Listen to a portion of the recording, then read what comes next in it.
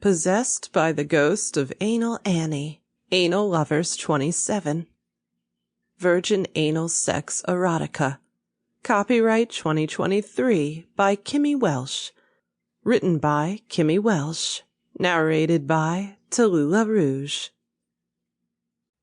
Possessed by the Ghost of Anal Annie, Anal Lovers 27. Claude and I were ghost hunters, if you believe in that sort of thing. We met online several years ago, when I used to be into the supernatural.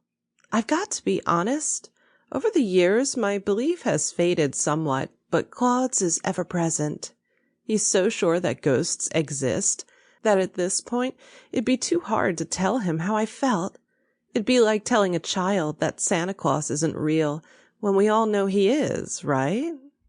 I think mostly I just enjoy hanging around with him. We get to see some pretty cool places. If a stranger asked me what I did, I'd probably just say I was an urban explorer or something.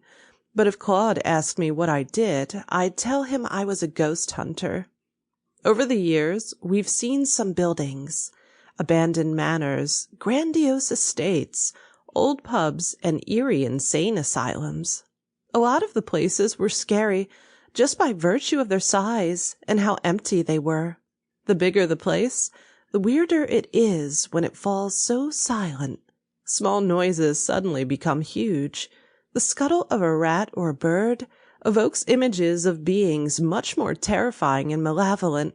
Breezes become poltergeists, and moldy fungi become ectoplasm. Today, Claude's got his eye on a run-down hospital out of town.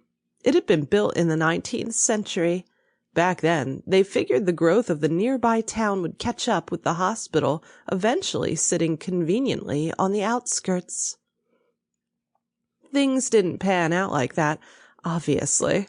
The fishing trade stagnated, and the boom never came. The transport links never arrived, as attested to by Claude's car as it bounced down the muddy lanes. And the hospital became too problematic to visit. It fell to ruin not long after. It was passed on to an eccentric English millionaire in the early 1900s, Claude said, picking up the story. He gripped the wheel, leaning forwards and squinting through his glasses to look through the rain that lashed off the windscreen. And a millionaire back then? He whistled a long note. They'd be worth billions now. You'd think he could have just thrown money at it? That's where things get interesting, Hannah. The legends say the hospital's ghosts drove... Sample complete. Ready to continue?